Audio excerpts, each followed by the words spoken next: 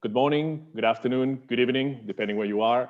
My name is Lorenzo Vidino, and I'm the director of the program on extremism at George Washington University. On behalf of the program, let me welcome you to today's event, which is the launch of the report, Planting the Seeds of the Poisonous Tree, Establishing a System of Meaning Through ISIS Education, which is part of our ISIS Files series. Let me give you a bit of a background on the report and the broader project. In 2018, the program on extremism entered into a research partnership with the New York Times to digitize, archive, translate, and publish on an open searchable website the approximately 15,000 pages of internal ISIS documents obtained by Rukmini Kalimaki and her colleagues at the Times during various embeds with the Iraqi army. We embarked on this monumental and ambitious project with the valuable help of the GW Library, in the belief that it served two main purposes. One is to study the various aspects of how ISIS worked, from how it fought to how it collected taxes, from its propaganda to how it enforced its own rules on the ground. We therefore partnered with some of the top scholars in the field who have been able to access the document, and some of them have produced reports that we have published or will publish in the coming months. But from the beginning, we wanted this project to have even more practical, tangible, and positive impacts. And in order to do so, we have created partnerships with a broad array of organizations, from some that defend the rights of victims of ISIS in Iraq and Syria, to UNITAD, the United Nations investigative team to promote accountability for crimes committed by ISIS. Our partnership with Hedaya, which culminates today with the launch of this report, serves both purposes. It provides a careful scholarly analysis of ISIS efforts in the educational field, but it also aims to contribute to the development of concrete steps for the re-education of children that had to live under ISIS for years.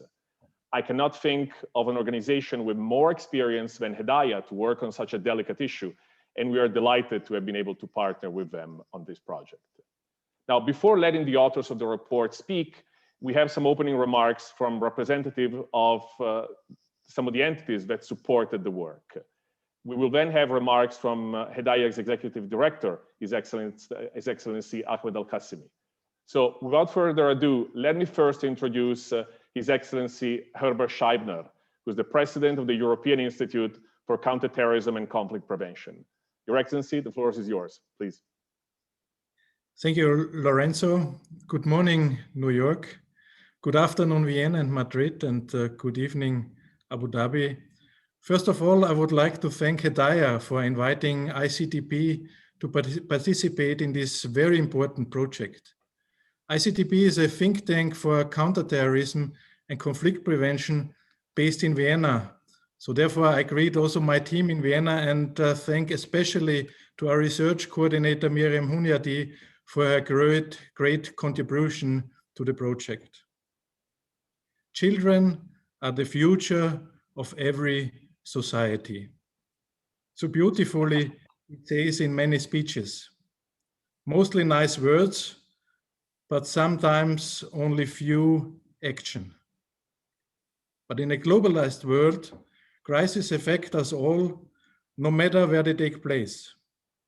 However, the spotlights of attention are usually only briefly directed at specific international crises. And now the fight against the pandemic, COVID, masks, many other problems. That is why it is so important right now to look at the future of the children in Iraq and Syria who went to school under the reign of terror of ISIS. Especially at a time of growing radicalism and terrorism, working with children and for children is the best and important prevention of terrorism in the future. It is incomprehensible what teaching methods ISIS has used. The goal of all of us must be to erase these messages of terror and violence from the mind of children and to show them a good path to a new life. Unfortunately, far too little has happened so far in the past. For ICTP, it was particularly important for this project to emphasize the importance for Europe, since many of the children in the camp have European citizenship, but no one wants the children and their mothers back and hardly cares about their education. In some terrible conditions, the children vegetate there without sufficient care, without a school, without a future perspective, but still exposed to the indoctrination of the followers of ISIS. The study now provides a very good insight into how the children were radicalized and also suggests what measures should be taken to de-radicalize them. The world reacts quickly to current terroristic attacks, but acts, to my mind, very slowly when it comes to taking the basis of terror. I very much hope that the international community will take up and develop these proposals, and that Europe will also be aware of its responsibilities. Children are the future of every society. We should give meaning to this sentence. So let us give them the book and the school bag as a tool to prevent others from giving them the rifle and the bomb belt. With our help, these generations of young people will not be the next generation of ISIS, but a generation of a good future in peaceful coexistence in this so long suffering region. Thank you very much, and congratulations to this excellent report. Thank you, Scheibner. Really appreciate your words. This is very important words, and thank you for contextualizing the problem from a European perspective. The topic is very much debated in Europe, and I think this report will make an impact in Europe in trying to see how things can improve. So really appreciate your words. Let me quickly move to His Excellency Fidel Sendagorta, who is the Political Director for the Ministry of Foreign Affairs and European Union Cooperation of the Government of Spain. Your Excellency, the floor is yours. Thank you. Thank you very much. Greetings to you all. And I have to thank the Hedaya Center and His Excellency Ahmed Al-Qasimi, its Executive Director, and all your team, who has shown a strong commitment and determination throughout the years to combat violent extremism worldwide. I would like to praise its invaluable work of research on education alongside the George Washington University Program of Extremism and the New York Times as part of the so-called ISIS files. This comprehensive study of the files have become one of the most useful tools to design effective counter-narratives to terrorist propaganda. It also proves that when international actors from different fields cooperate on a common goal, we are capable of achieving remarkable results.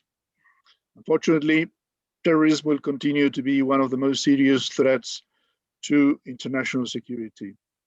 ISIS has suffered severe defeats in Iraq and Syria, but the leaders have proved to be smart in making up for their loss of territorial control in the Middle East by opening new and aggressive branches in the Sahel and West Africa. And during the pandemic, jihadists have increased their propaganda and recruiting efforts. They find an excellent breeding ground in thousands of young people which are vulnerable to exposure to radical language in social networks and websites. That is the reason why the collection of those thousands of files abandoned by ISIS and also through your work on education is so important. Thanks to the preservation, digitalization, translation, analysis of those documents, including textbooks used for indoctrination, we are now in a position to better understand the methods of this terrorist organization. Both children and the young are fertile grounds to sow the seeds of radicalization. Enacting counter-narratives activities, as well as public policies against these methods of indoctrination, are critical for the success of all the programs and projects that the European Union is carrying on in Syria to de-radicalize women and children in the camps. Let us just remember that over 40,000 women and children are still in detention in Iraq and Syria.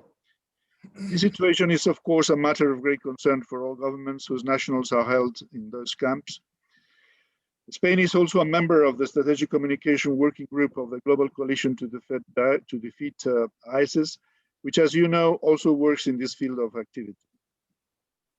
Let me finish by emphasizing how proud we are of the Spanish Ministry for Foreign Affairs to support a project of such quality as part of our comprehensive counterterrorism policy. Many thanks again to Hedaya, to George Washington University, and the New York Times for their fruitful efforts. Thank you very much.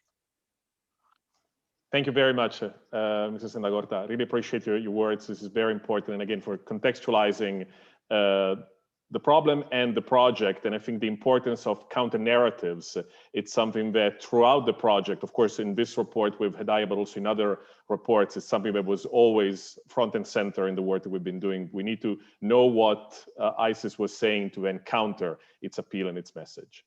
So thank you again. Let me turn it to His Excellency Ahmed Al-Qasimi, who is the Executive Director of Hedaya. Let me first say thank you again for the opportunity to partner with your organization. It's been a pleasure, and I hope it's not the last opportunity we get to work together.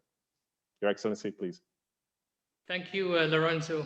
Distinguished guests, Excellencies, ladies and gentlemen, I would like to take this opportunity to welcome you to this very important occasion.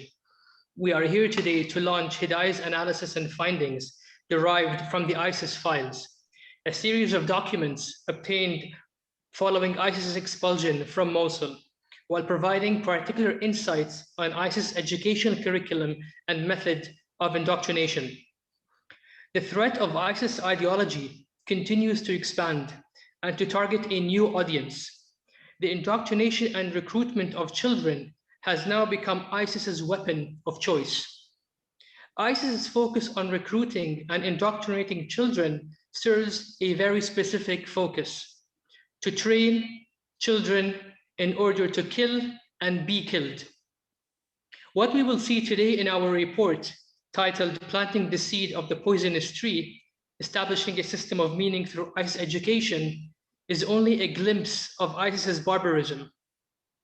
Unfortunately, it gets worse.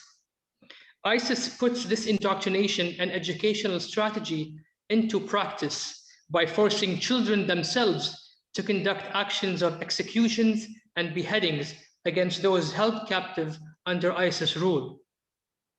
The latter part of ISIS indoctrination strategy moves further to continuously expose children to videos of ISIS suicide attacks until the notion of death and destruction becomes a normal and encouraged phenomenon within these children's convictions. When it comes to suicide bombings, the youngest reported suicide attack carried by ISIS was a child who was only 8 years old. In a news interview conducted with an ISIS defector who had firsthand experience with this 8-year-old, once said, "It was impossible to convince that 8-year-old against conducting that suicide attack."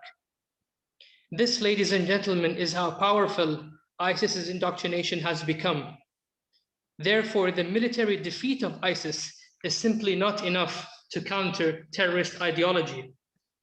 I hope that Hedaya's findings will help shed light and insights on this virtually unexplored topic and assist those in the field to develop robust methods and approaches, as well as effective counter narratives against ISIS ideology. In addition to this report, Hedaya will further develop a series of concrete recommendations for governments, education ministries, and school curriculum developers, administrators and teachers, as well as those involved in rehabilitating and reintegrating foreign terrorist fighters in order to develop effective tools. Finally, I would like to thank the George Washington University program on extremism, as well as the European Institute for Counter-Terror and Conflict Prevention and the Government of Spain Ministry of Foreign Affairs for all their support, contributions, and for entrusting Hedaya's expertise on this very important topic. I am proud to say that the documents and the report are now live in the public domain. Thank you. Thank you, Your Excellency, and that's exactly what I wanted to say. That you now the report is available. We're covering, of course, the event on Twitter. You'll find the link. It's on our website. So I think it'll be very interesting for people to now read the findings of this very very long, and I think it's one of it tells you about the quality of the report, the meticulous approach that was used by the researchers. So again, thank you again for the opportunity to work with Hedaya. So let me finally turn it to my colleague, POE Director of Strategic Initiatives, Deborah Margolin, who has played a key role in all the aspects of the development of this report, and she will moderate the second part of today's event, which is a discussion on the actual report. So Dev, please, floor is yours. Thank you. I will invite Sarah, Lila, and Frangiz to please join me on stage, as it were. And I'd like to welcome our 3 out of our 4 authors here today, and we're extremely grateful to begin to talk about this report. As we said, it is online, but if you want a physical copy, I highly recommend printing it out as well. It is a really, really great report. We've also put several documents online as well, so that people can kind of see a bit about the methodology and really the primary sources that were used in this project. And so, but without further ado, I'm actually going to hand over to the authors and allow them to speak. But very quickly, I'd like to introduce Sarah Zeiger, Program Manager, Research Analyst at Hedaya, Frangiz Atamurandov, Research Associate and Research Analyst at Hedaya, and Lila El Said, Program Associate, Dialogue Communications at Hedaya. And unable to join us today is Muna Chung, who is a journalist who focuses on violent extremism and also an ISIS Files Fellow who's been working with us at the Program on Extremism for almost 2 years now. So I will hand it over to the authors. They have a few slides that they will share in order to talk about the findings of their paper. A small little housekeeping thing. We have a question and answer section at the bottom. I highly encourage everybody to put questions in as we go. After, we'll have a few minutes to ask some of these amazing questions to our authors so they can provide some insights. So please use the function at the bottom and we will address your questions. Thank you. Andrew, may we please share the slides?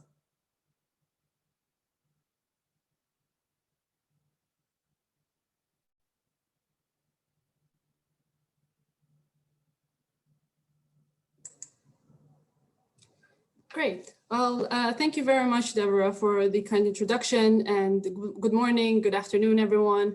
Thank you all for joining us for the launch of this very important report.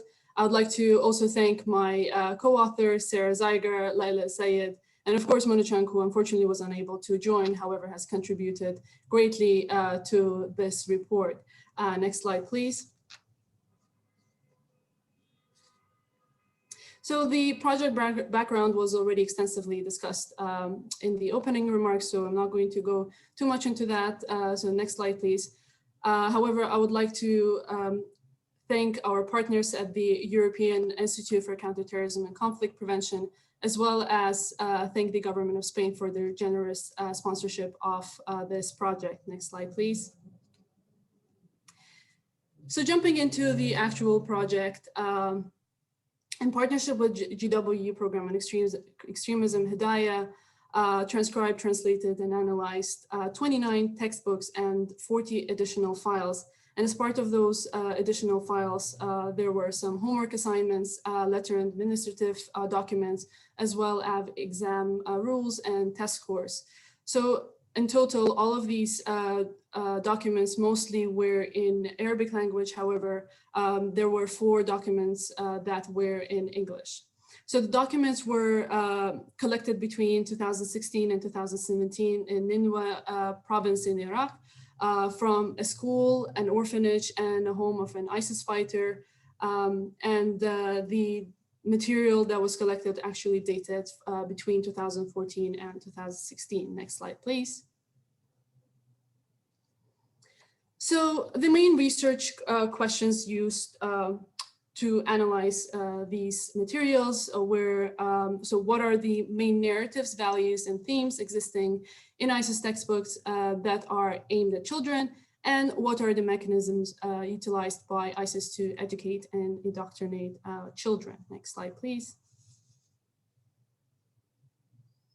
So speaking a little bit more about our methodology, so using the critical discourse analysis, we evaluated the social and historical context of the materials, systematically coded the data, then we deconstructed the mechanism and discursive statement utilized by the text or patterns that are in the images of the text. And we also identified cultural references and themes, finally analyzed the results as a holistic picture. Next slide, please. So to establish a contextual background, it's fine. To establish a contextual background of the files, we looked into education in Iraq pre-ISIS, life under ISIS in Iraq, as well as the ISIS education system. Next slide, please.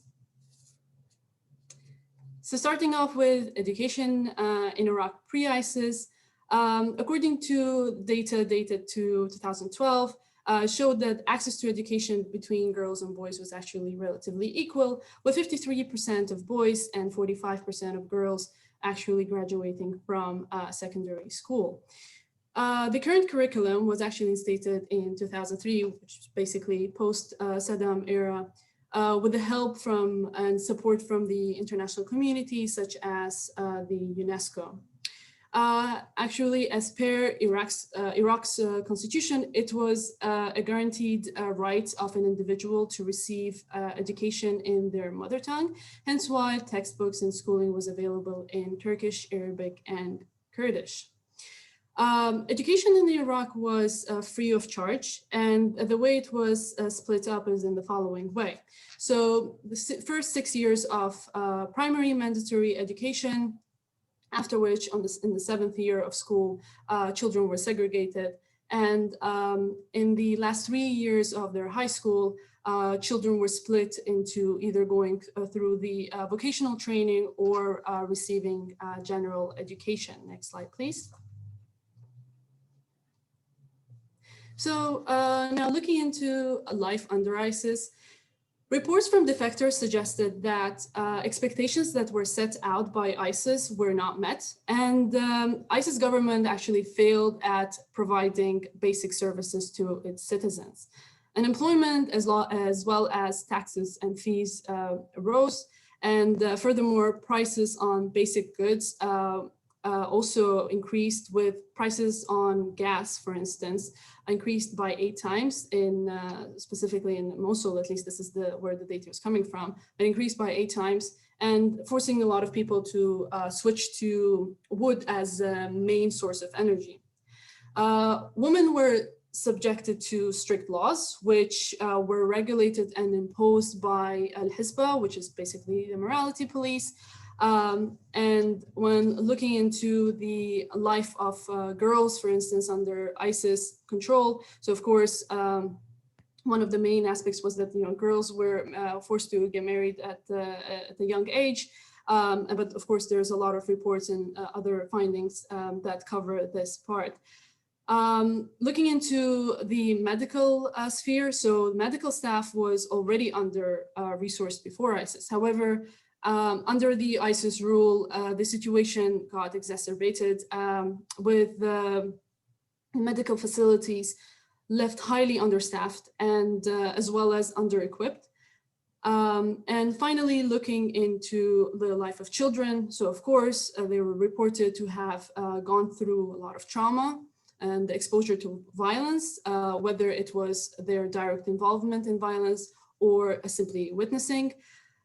Furthermore, some children were also recruited by ISIS to spy on their families, as well as in other capacities, such as spying on the teachers and so on. Next slide, please. Looking into education under ISIS, so 2,700 schools were cut off from the Ministry of Education in 2014, with the state education actually remaining in place only till fall 2015. Now, starting from fall 2015, ISIS actually made their education mandatory. However, a lot of parents still opted out to not send their children to school, and this was for different reasons. One of the reasons was that the school fees were high, and the other reason being that some parents did not want their children to get indoctrinated. So teachers, of course, received threats of flogging or imprisonment, and in some cases, of course, they also received death threats if they refused to teach the curriculum. However, on the other hand, teachers were also threatened from the central government of losing their jobs in case they did teach for ISIS. However, teachers still found ways to resist and either avoid teaching ISIS curriculum as the way it was given to them, or not teach at all.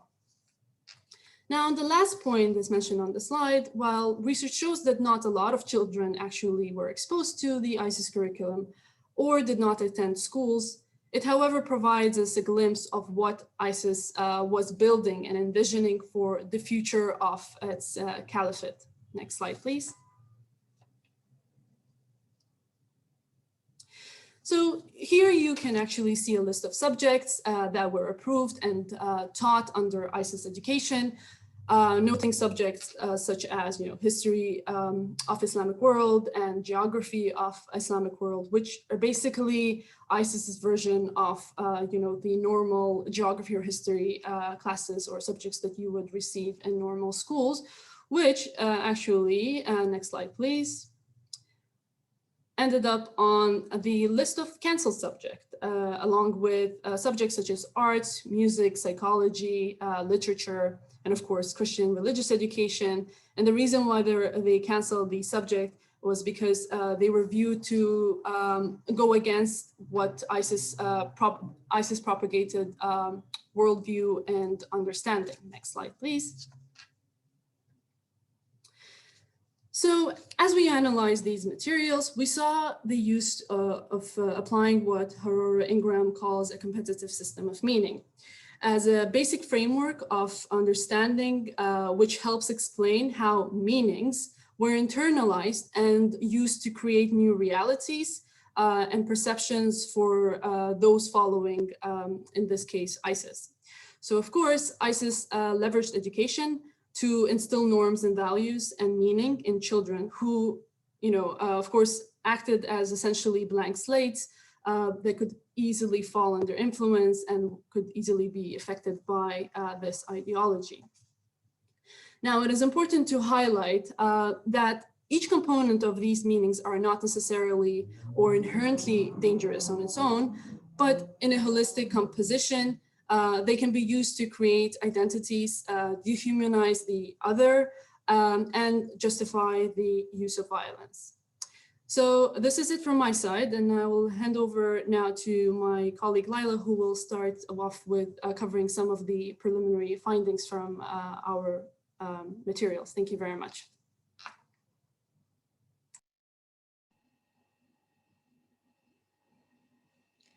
So thank you so much, Farangiz, and good morning, good afternoon, and good evening, and assalamu alaikum wa rahmatullahi wa barakatuh, everybody. Can you please go to the next slide, please? I'm going, to discuss the 3 out of 5 themes that we have covered through this analysis and comprehensive report. Next slide, please. As you see from this graph for the ISIS narratives, so when conducting the quantitative data analysis QDA, the percentage of ISIS narratives of the 5 themes, as you see, was 53% for emphasis on Islam, 17% to governing the so-called Islamic State, 15% fighting enemies with violence, 9% for enemies of ISIS, and 7% for doctrine and creed. Next slide, please. So emphasis on Islam. So the QDA graph shows that the lion's share for ISIS narratives goes to emphasis on Islam, comprising almost 53% of the overall ISIS narratives from the data set. The use and reference of the Islamic symbols, leaders, and practices are centered on how ISIS frames its own identity.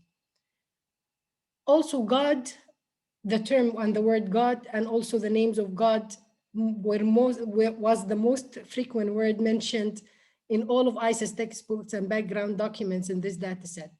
It's clear that for ISIS, only God is worthy of worship.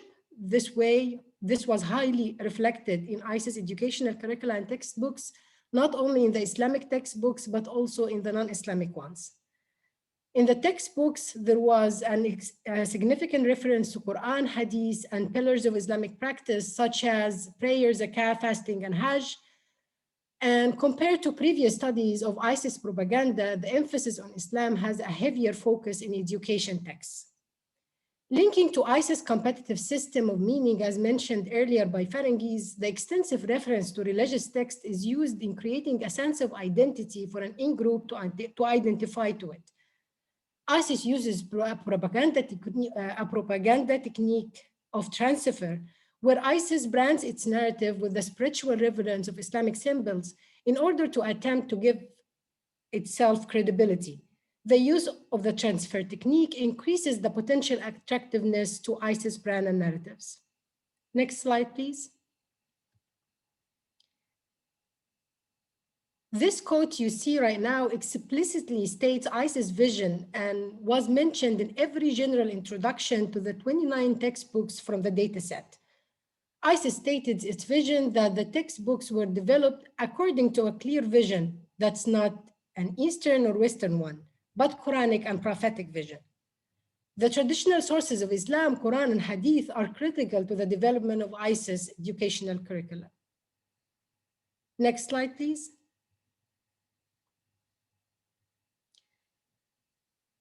These two images illustrate the narratives of the 5 pillars of Islam are woven throughout the textbooks, and these pillars reveal the Islamic values are critical to the ISIS way of life. In the first image to your left, it's a lesson on how to pray from the computer programming book, Introduction to Programming Using Scratch, where the exercise is used to teach students how to pray using a Scratch program. Notice the lesson requires students to program the praying individual to correctly perform the opening takbir with appropriate prayer motions. In the second image to your right, what did Ali do on Friday? And this from a lesson from an English textbook uses a fictional character of Ali to model the behavior of being a good Muslim through what he does on a Friday day. Notice here also the mention of Friday sermon, prayer, and recitation of the Quran. Next slide, please. This is the second theme, which is governing the so-called Islamic State. This theme is the second theme, and it comprises almost 17% of the overall ISIS narratives from the data set. ISIS uses its textbooks such as History of the Islamic World, Biography of the Prophet, and ISIS Arabic literature to lay the foundations for a governing structure for their so-called state. ISIS political claim is their ummah of true believers is led by the Caliph al-Baghdadi and manifested throughout the caliphate as a physical state. This also includes their claims to land territory and also the physical resources, references to hijra or migration to ISIS-controlled territory, expectations of citizens of the so-called Islamic State as pious, happy, caring towards each other, and dedicated to protecting the caliphate. Also, loyalty to the so-called Islamic State throughout the use of symbols like the ISIS flag that helps in developing a sense of pride or nationalism for their citizens. Next slide, please. Hijra, the second component of ISIS narratives around state building. The objectives for Hijra to ISIS-controlled territory from a 4th grade history book, as you see, is to build a state and nation that protects its followers from physical, emotional, and spiritual threats, and also establishes a base where its armies can launch future missions to spread Islam. In this case, ISIS uses religious symbolism to instill a sense of identity belonging to the so-called Islamic State, a refuge for all Muslims around the world. 2 key components from this quote is Hijra provides a way for ISIS to spread Islam on earth, and here is the link to Dawah, or the call and spread of Islam.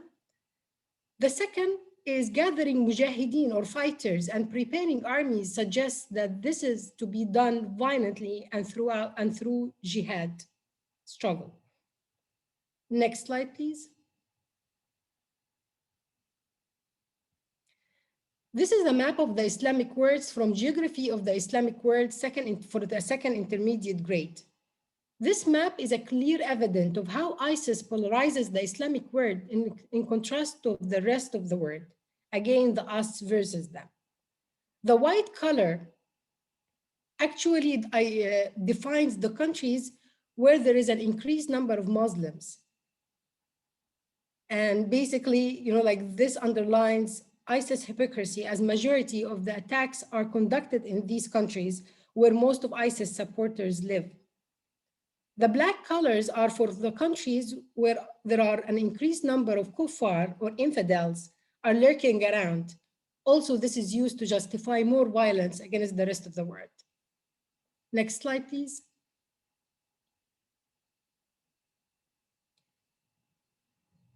The symbolism of ISIS flag. ISIS, through its flag, attempts to build a sense of loyalty to the state through use of ISIS flag to develop a sense of pride and nationalism for their citizens.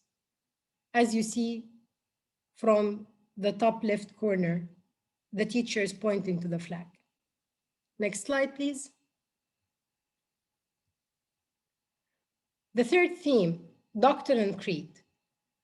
The third component of identity formation is related to ISIS' concept of monotheism. So for this theme, it comprised almost 7% of the overall narratives from the data set. Humans in general have tendency to identify to a social group, and this quote highlights this. We can see also there is a reflection in the in-group and out-group. Creating an in-group where the people below, like you, lean towards favoritism to the members of the in-group, while dehumanize and deintegrate the members of the out-group. Next slide, please.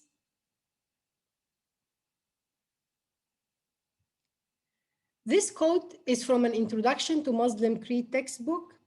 And in this quote, ISIS states that in a time when our nation or ummah is suffering from conflicts where our enemies wiping off our identity and targeting our creed, separating us from our sources of strength or monotheism, that's the core of our identity. So monotheism is the core of our identity and the tent of God in us. They are using the word tent, and that's based on the Quranic verse number 138 from Surah Al-Baqarah. Bismillah ar-Rahman ar-Rahim. Sabghatullahi wa man ahsana min Allahi sabgha wa nahnu lahu abidun.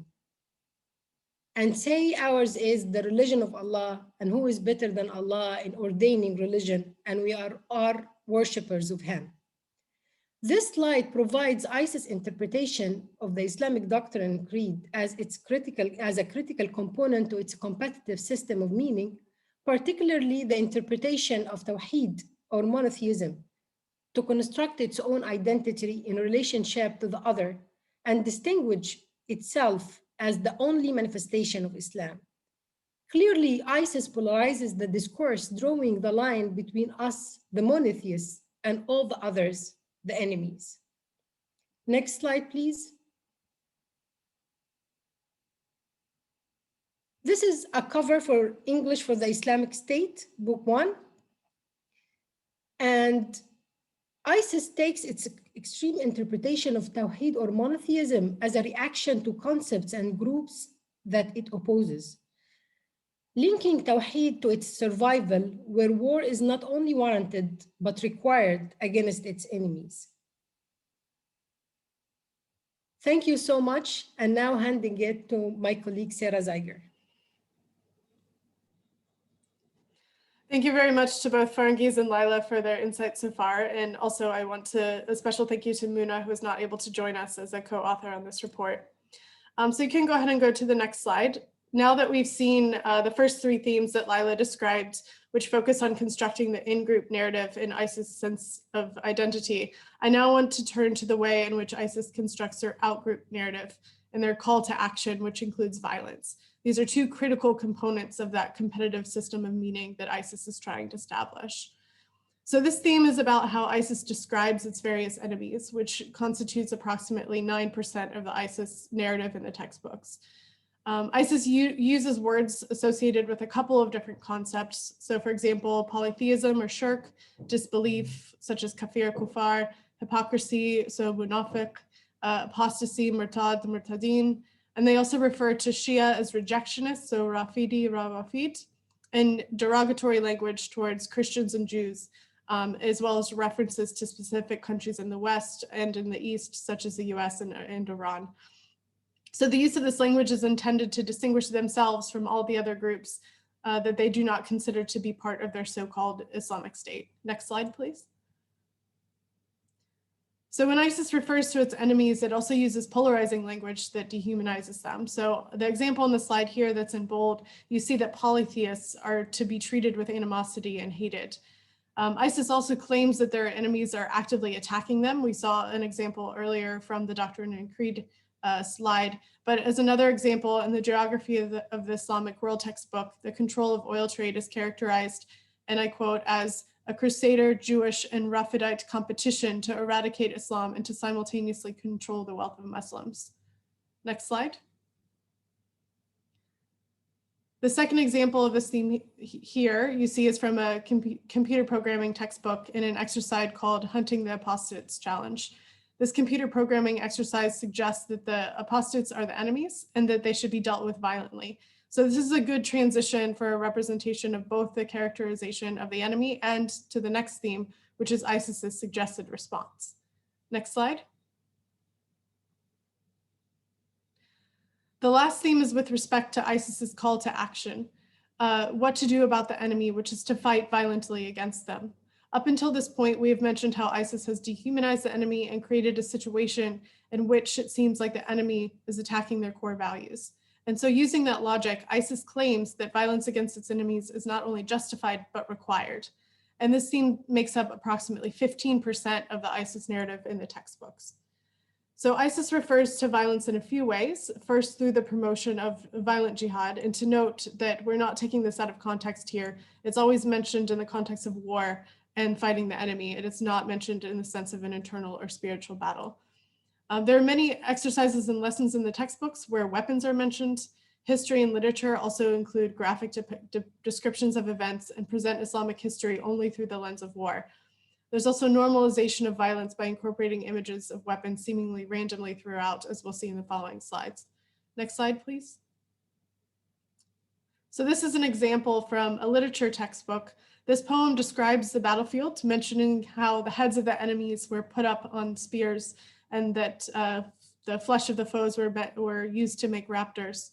And this textbook itself mainly contained violent examples of literature, so war stories, stories of martyrs, and even a eulogy celebrating death. Next slide. And I know the images are a bit small, but you can see here some examples of the more passive way in which ISIS refers to violence. So in the bottom left corner on the left-hand side of the page, there's an image of a gun. You see all the words used here, such as army, bullet, sniper, martyr, etc., etc. Next slide. And then these are some examples of guns that were randomly on the pages of an Arabic grammar textbook that are not affiliated with any of the exercises on the same page. These are only 4 of them, but they existed quite frequently in that particular textbook. And I think all of this speaks to the culture that ISIS was trying to create, one where violence was normalized and a normal part of life. Next slide. So now that we've sort of seen the 5 themes that we identified as part of this competitive system of meaning, we just wanted to mention some additional observations that we felt could be turned into more comprehensive research projects that fell outside of the scope of this current project. So first of all, we noticed that when it came to the representations of men, women, boys, and girls in the textbook, the gender was highly stereotyped. If women appeared at all in images, which is very rare, they were fully covered, and most of the images were of men and boys.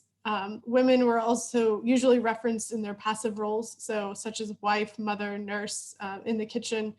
The exception was when there were references to female fighters, so mujahida, But we do feel like there should be a more comprehensive study of the gender depictions in the textbooks, and that could be a further area of research.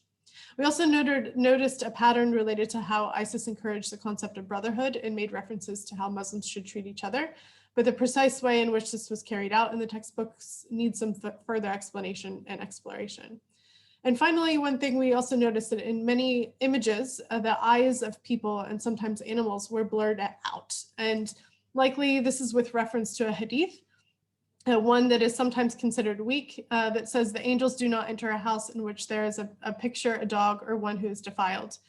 And this is very interesting in contrast with the other propaganda, for example, online, where people's faces and eyes are in full view. So there's a difference in how they're transmitting their message to the external versus the internal. Next slide, please. So now I want to move to some recommendations that we have with respect to the application of this research in a more practical way. So as Ahmed mentioned in the beginning, we're in the process of drafting a shorter recommendations document that should be released in the coming months. And in the meantime, we need to look at the current situation. So ISIS has been militarily defeated, but not eliminated. We saw twin suicide bombings just last month in Baghdad that were claimed by ISIS, suggesting that there are still cells operating there. There are also significant challenges to rebuilding the infrastructure and education system, both in Iraq and Syria, and thousands of children still stranded in camps such as Al-Hol, where radicalization may still be occurring. And finally, there are cases of children that have been repatriated as foreign fighters to the home countries. So what can we possibly do about all of that? So on our side, we recommend for governments, we encourage transnational cooperation to develop and implement programs in handling cases of children exposed to ISIS narratives, including sharing good practices and lessons learned with each other. We think it's important to determine which children may have been exposed to ISIS's competitive system of meeting, as we mentioned here, and the extent to which those narratives have been internalized in order to assess the risk that those children may pose to themselves or others. But we also recommend avoiding using terms like extremism or terrorism to label individuals and activities related to education, youth, and children to avoid stigmatization and making sure that we're taking a child-centered approach.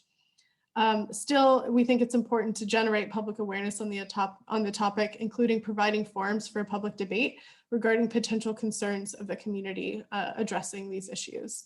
Next slide, please. For education ministries and curriculum developers, we suggest to consider working with psychologists to design and implement education programs and to avoid separating children from their fundamental reality and identity that they've been exposed to in the ISIS narrative. In some cases, this is all that children know, and we can't just take away everything and expect them to be okay. There needs to be an appropriate process. We also think that it's important to embed proactive narratives in the educational curriculum in general to help children rebuild the sense of identity and purpose that is multifaceted, that is not polarized Black versus white and us versus them. So we think it's important to dismantle the us versus them narratives by providing experiences and exposure to individuals with identities that are different than them. And finally, developing programs that build resilient and tolerant students through interactions, games, and play, especially since many students did not receive any education at all under ISIS. Next slide. For administrators and teachers, we recommend to train teachers on mechanisms and narratives used by ISIS, such as what we found in these educational textbooks, as well as methods to prevent further radicalization and to counter those messages and narratives used by ISIS. We think it's important to work with teachers to reverse the process of normalizing violence, as we saw in the last couple of slides, by creating a safe space in the classroom. And we think it's important for all of us to include the formal and informal religious teachers in this training, especially in those areas once occupied by ISIS, for example, in Iraq, but more broadly to incorporate the religious education into the fold. And we also think it's important to review existing coursework on religion in particular and provide teachers with tools and skills on how to teach about different religions. And this is in order to not polarize further this worldview that ISIS is trying to transmit. Next slide. All in all, we think it's important for rehabilitation and reintegration to maintain a client-centered approach and apply the do no harm principle, and also take advantage of a multifaceted pool of experts to inform the appropriate rehabilitation and reintegration for children, and that this should include social, psychological, emotional, and spiritual and religious rehabilitation that also incorporates interventions for children that address trauma that they may have faced on the ground. And finally, ensuring that the rehabilitation and reintegration of the entire family is conducted simultaneously and cohesively. So that's all we have in terms of presentation today. I hope that we've provided you with an overview of the values and narratives that ISIS was trying to portray through its textbooks and education system. And I also hope that you do take the time to go through the research report. I know it's long, but it's very comprehensive, and it is full of many more examples of this complex competitive system of meaning that ISIS is attempting to create. So that being said, I want to thank you again to all my co-authors, two of which are on the call today. Also the translators that were involved in this project, and the reviewers from GW, from EICTP, Hidayah, and also thank you to the government of Spain for their sponsorship. This has been a very rewarding project, a lot of work, and I'm very proud of what we've achieved. So I now hand the floor back over to Devorah for any questions or discussion points you may have. Thank you. That was such a comprehensive description and overview of the research. I've had the pleasure of reading this, but some of our audience hasn't. And so some of the questions actually delve into a bit about your research methodology. And so I'd like to kind of ask you guys to explain a little bit more about your critical discourse analysis and that process so people can understand where the 5 themes came from. Yeah, I can go ahead and take that question. So I think you saw the sort of critical discourse analysis at the beginning, and I would caveat to say that it's a little bit of a pseudo critical discourse analysis, because usually when you're doing a critical discourse analysis of textbooks, you're also interviewing teachers, you're asking about the process that went into the curriculum design, and that's just not really possible in this context. We did consider interviewing some teachers, but they were very difficult to access. And it's also a very sensitive topic for them to discuss. So we thought to just focus on the primary data set that we had in the textbooks.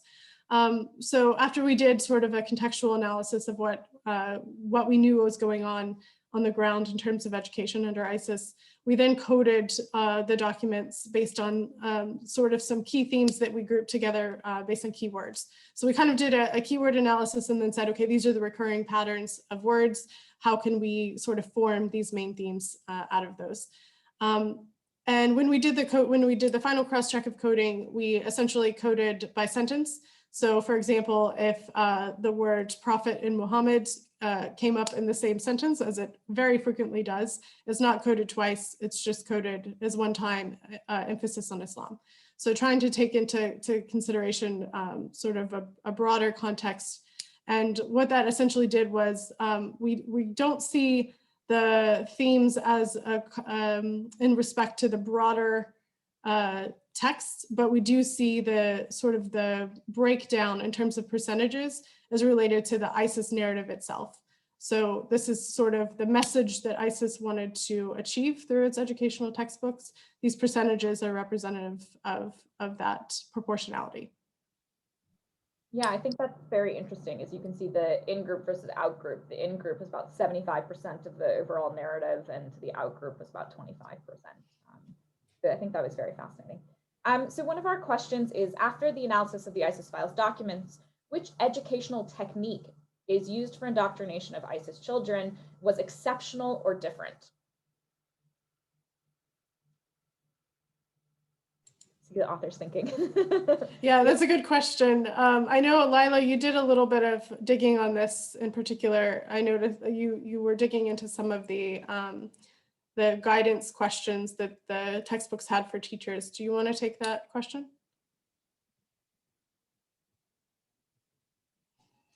Yes, I'm happy to.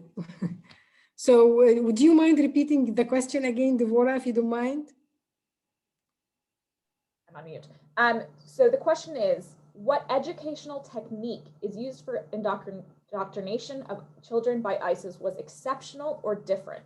Something that kind of surprised you, that kind of came out of, if you think about traditional education, what was a technique that ISIS used to indoctrinate children? So when it comes, like to the question, like to the teacher's guidelines, it was basically, like asking the teacher, this is what the student want to take out of this class. This is how they should, like keep creed as, like as core monotheism. So it was, like I was surprised that the indoctrination started from the teachers.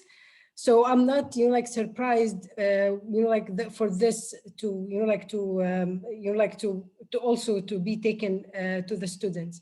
But one of the, like the very also, like unique things that we have found out, actually, when they are trying to reinforce a certain idea or a certain doctrine, they associate it with other ones that's very acceptable. So, for example, like the Muslim prays a lot, God loves, like a good Muslim or a good neighbor. And then, like, all of a sudden you'll find that, like message about, God loves martyrs and God appreciates mujahid or mujahideen. So, or mujahidat, of course, like the females ones. So if you see, so they are trying, like to infiltrate and put their ideas, and as like planting the poisonous seeds, as the title of the report, into a very acceptable, normal, like sentences and like that can come at any, like second, third, or fourth grade, schoolers or graders. Thank you. If I may also add to this, actually. So just thinking back to the actual files, I think, and it sort of relates to one of the other questions that were raised on the specifically a comparison to the Nazi education system.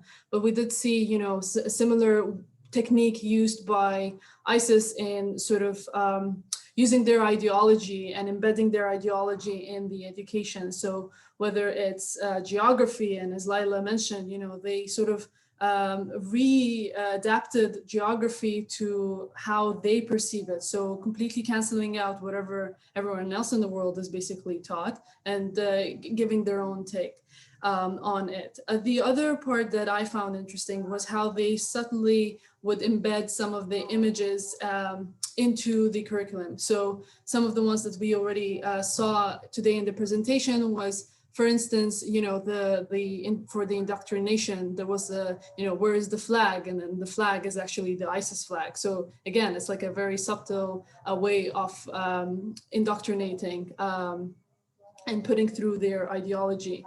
And then the exposure or to desensitizing people or children to violence through having images of guns, bombs, and grenades, and so on. And this was used in, for instance, English education documents or, subject, where, for alphabets, some of the images that were used to explain an alphabet or a letter were guns or bombs or explosions and so on. So I thought that was also very interesting from my side, at least. Thank you. Yeah, the desensitization of violence is one of the main factors that you discussed. We actually have two questions I'm going to combine into one. We have Daniel Wegland, who's asking about, despite the fact that ISIS was only a governing entity for a short period of time, what were the indicators that this indoctrination had lasting influence? And we also have a question from Asul Ahmed, who asks about ISIS exporting this ideology to other education systems or other contexts. And specifically, is there any indication of the extent that foreign terrorist fighter children were exposed to this ideology?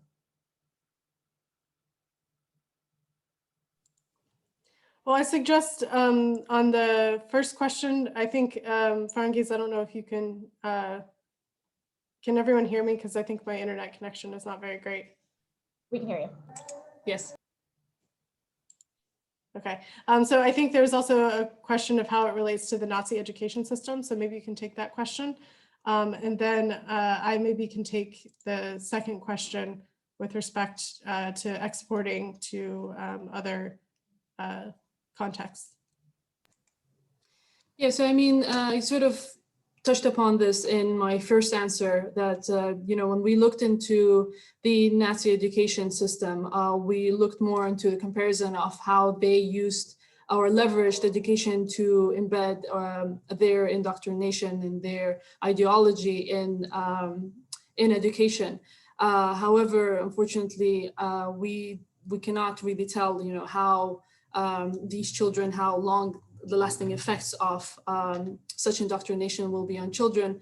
A, B, the other thing being that, as we said, some of the findings showed that not a lot of children were exposed to this curriculum. However, it's still very important for us to analyze it and to see what ISIS had in mind of, to instill these ideas in children. And this is something that was actually, this curriculum was available on CD-ROMs. So, anyone could have access to them, and then they would have to just print it out, and then they could read through it. So it's a little bit difficult for us to tell exactly how many children were actually exposed to it. And, I also doubt that people would, or children would, or their families would actually admit to their children being exposed to it. And then on my side, just to add to that, I think that the findings of this report are not necessarily a surprise in terms of the competitive system of meaning that ISIS is trying to create. So these are the same themes that show up in all of the analysis of previous documents, propaganda that's distributed online, offline.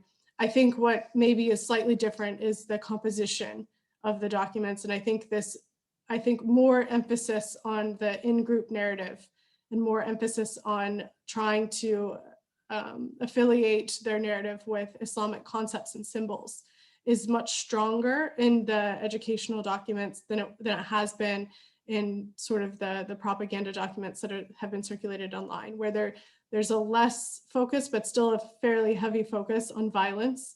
15% is still quite significant, but less heavy focus on violence in the educational documents and a more focus on building that identity. And I think that just speaks to the nature of the education system, and what ISIS was trying to create through their education system is they really were trying to build that sense of identity in their next generation, and build an identity of that affiliation with the state, with all the symbols of statehood.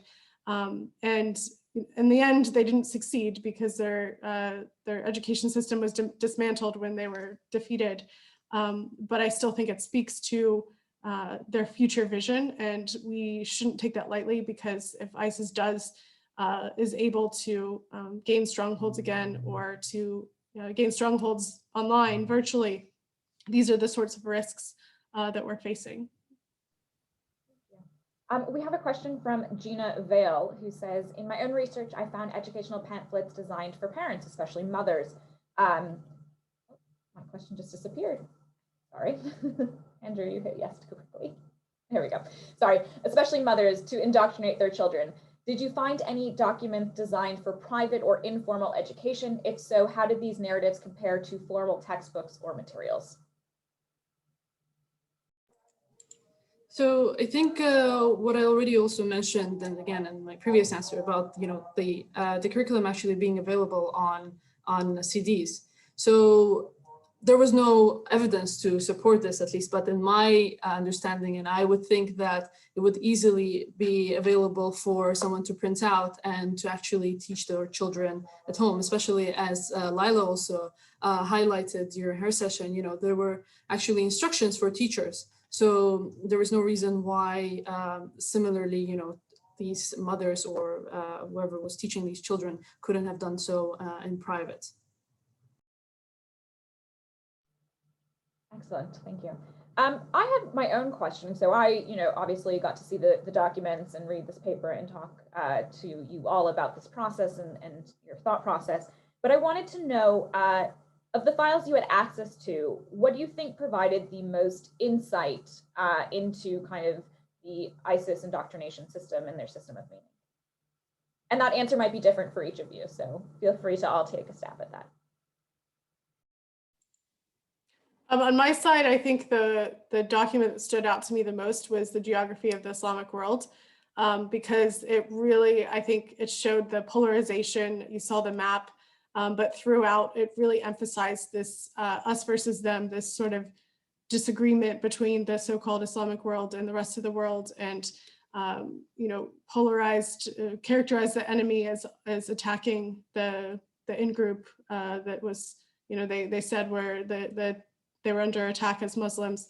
And so just this narrative was really strong throughout that particular textbook. And that a little bit surprised me because, you know, how could someone take geography and turn it into a radicalization book, but they did. So that was the one that was the strongest for me. I can go next. So I think for me, there were a couple of things that stood out. One of them was, and you will find this, of course, in the report. I don't think it was actually highlighted today in the presentation. But the image that was used as a cover for the geography book, I believe. And it was basically an ISIS fighter standing in in the woods. And you could see that he had, you know, a rifle, but you could only see his back. And I thought that was very interesting how, again, as Sarah said, you know, in the subjects such as geography, they still managed to sort of add their element into it. And the other thing, and I myself, you know, I grew up in the UAE and I went to school here, so I actually received Islamic education. And, you know, never did it was bringing back to like, why did I find what interesting in the actual materials, but was the hadith that the selection of the hadith that they actually used in their curriculum, and also the interpretation of those hadiths. So like especially in the instructions that were given to children, while the hadith itself is completely, you know, like peaceful and harmless and so on, but the way they use like the instructions that were given to teachers and the interpretation they gave of it made like completely put it in a different view. And it wasn't specifically on violence, but it was even looking into, you know, gender and sort of demeaning women and so on. So that was also something that I found interesting.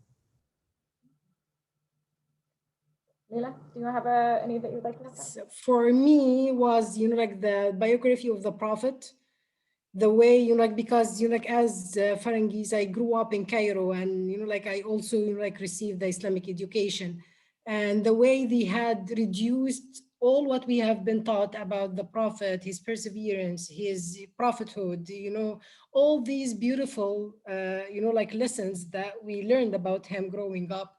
It was all reduced to violence, to battles, to, you know, like to fighting. And also another one when it comes to the history book, or, you know, like their own version of history.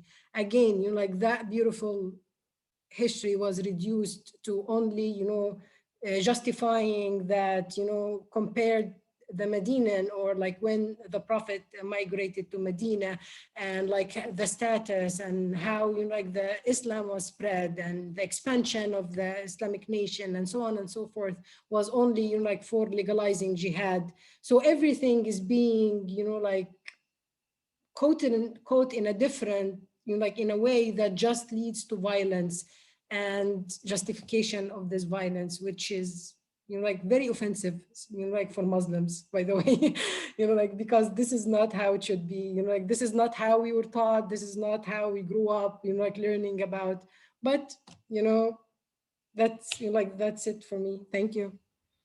Thank you. I'm going to ask one final question because I'm cognizant of the time. But this question asks about, and I don't know if we actually have the answer, but I think it's an interesting thing to talk about as we look at the files, is were you able to identify the timing needed by ISIS to develop such materials? And I think about, you know, the science textbook focusing on the tectonic plates and religion kind of being added in on top of everything. But I wonder if you guys had any discussions about, you know, the development of these materials in the timeline.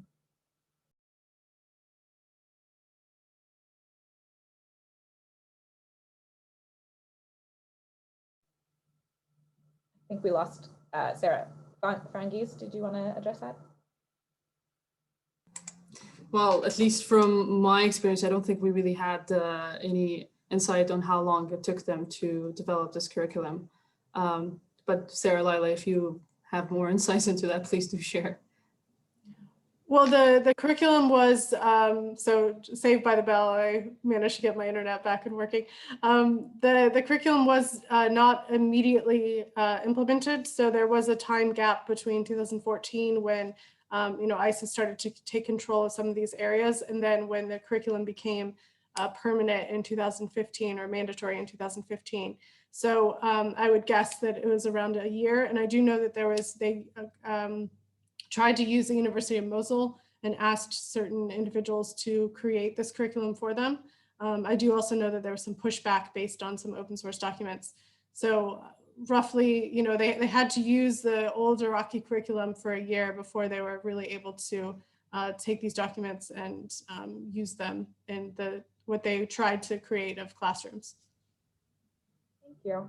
I'd like to invite all of our speakers kind of back onto the stage, so to speak, as we invite Ivo Vinkamp to offer some closing remarks, the Deputy Executive Director of Hidayah, to offer some closing remarks on the launch of today's report and today's event. Thank you. Thank you very much, Deborah. Your Excellencies, colleagues, distinguished participants. I think the launch and the presentations and discussions that were part of that actually have shown that the opportunity that we were given to actually have access to primary sources of ISIL, of Daesh, and to analyze them has given us a very important and relevant opportunity to get a better and even more practical understanding of how exactly ISIL were trying to plant the seeds of their destructive ideology in the minds of children and young people. And the several things that were presented today are showcasing how they try to do that in a very comprehensive, systematic, subtle, and of course, at the end of the day, destructive way.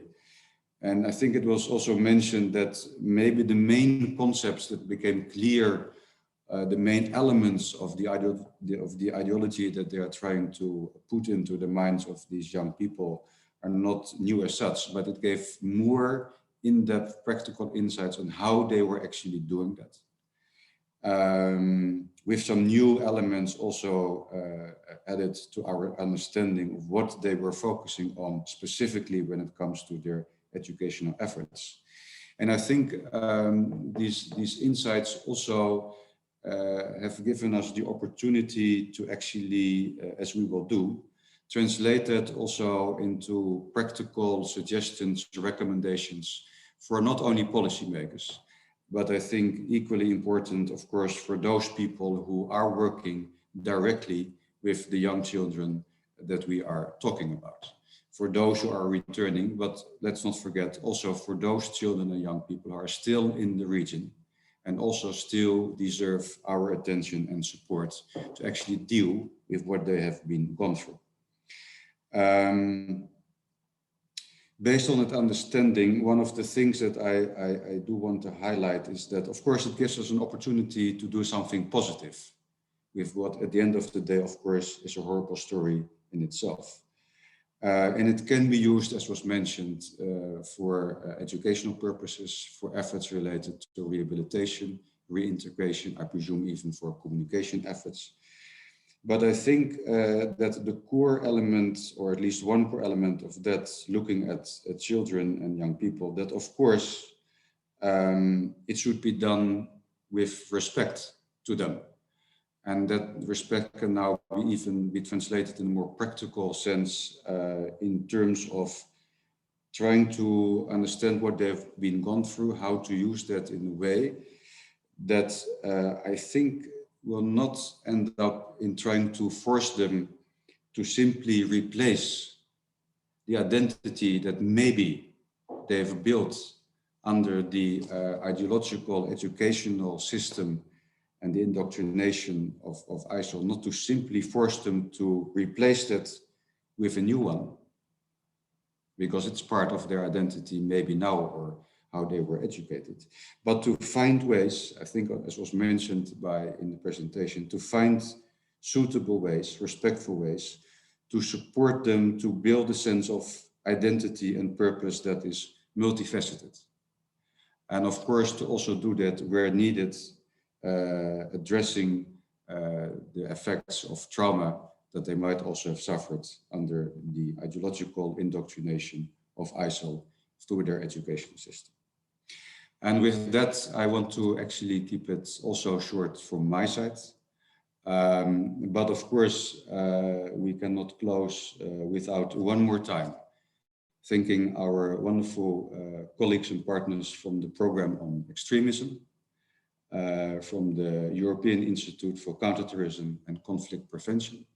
Also, one more time, thanking our generous donor, the government of Spain. And please allow me to, last but not least, I really also want to thank the core team of Hedaya. And I think you were privileged to actually meet with them in this meeting, Sarah, Laila, and Farangis. You were a brilliant team and you have done an excellent job. So congratulations. We are very proud of you. And with that, I want to conclude with your permission this launch meeting. Please stay safe. Normally in the past I would say safe travels, but that seems something from a very long time ago. Let's hope soon we will be actually connected and we can meet again. For the time being, please stay safe, stay connected, and thank you all very much. Please do. And thank you to all of our speakers, everyone who joined us here today. Please, please, please do check out isisfiles.gwu.edu to see the files themselves, as well as other files, and read the full and download the full report. And thank you again to everyone, and specifically our authors. You did an excellent job conveying a very complex idea, and we look forward to hearing these policy recommendations in the future. So thank you for joining us.